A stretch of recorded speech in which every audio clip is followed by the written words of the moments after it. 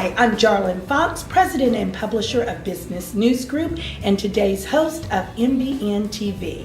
I am here with Mr. Neil Swartz. Neil, thank you so much for joining me Great today. To be here. Yes, so glad to see you at Power of Exchange, and you were phenomenal on the panel. Oh, thanks. Yeah. I appreciate that. I'm like, go Neil. Excellent, excellent job. Great.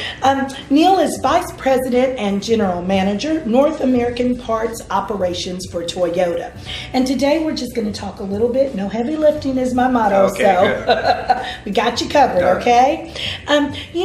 I attend a million supplier diversity events a year, covering it for the magazine and supporting people and being at different places. And diverse suppliers at about every event we go to are told the same things.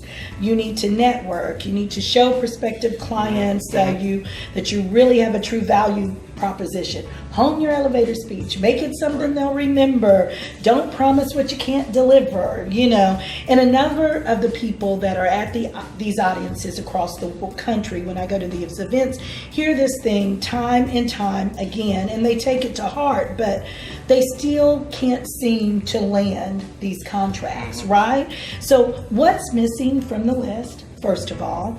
And then what should diverse suppliers do to really improve their chances of landing that contract with a company such as Toyota? How do they go places with you? Yes, that's a lot to cover, but let me try to boil it down. For us, a lot of the suppliers I interact with really don't understand our business, and I think sometimes we see suppliers that take more of a shotgun type approach, where a rifle shot is really what's needed here. Exactly. What I want is suppliers coming to me who've taken the time to really understand the business, done their homework, in other words, right? Okay, so research. Understand not just Toyota, but also the division or the group or the department that they're targeting, right? Okay. If they understand what that division does, what they do well, what they don't do well, where they see opportunities to improve, maybe opportunities that they see coming in the future. What do their customers think of that group? What are in the case for us, for example, what do our dealers think of the services that we provide?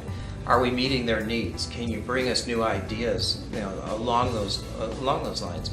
And the other thing is that when I think a lot of companies, what they do is they try to match their business proposition to what they think that we need. Okay. So in other words, I think that a really smart company will look at their business and say, not can I fit my business into Toyota, but they really should be thinking, what's the need and how do I adapt my business to fit that need? Okay. So It finding solutions. It is finding solutions, but really understanding what problem are we trying to solve. Okay. Right? Excellent. Now, there's a lot of solutions out there. I say there's a lot of solutions looking for a problem. Right. Right? But what we really need are solutions to the problems that we have. Exactly. Right. That's what we're looking for. I like to say that adapting is most important, that winners and survivors learn to adapt. Okay, great. So we definitely want our MWBE suppliers to be winners. So we're going to learn to adapt and to find the solutions. Find solutions for the real problem. Okay. Learn who we are. Know who your target is. Right. Exactly. And that's the only way a rifle shot's going to work. Right. Okay. All right. Okay. Good deal. All right. Thank you so much. I hope that helps. It did. Thanks for your Great. time here today. Thank you. And thanks for all your advice for our MWBE suppliers. And appreciate it. thank you to Toyota for helping us all go places. It's been a great day. Thank you. Okay, thank you so much. And thank you all for tuning in for yet another segment of MBN TV.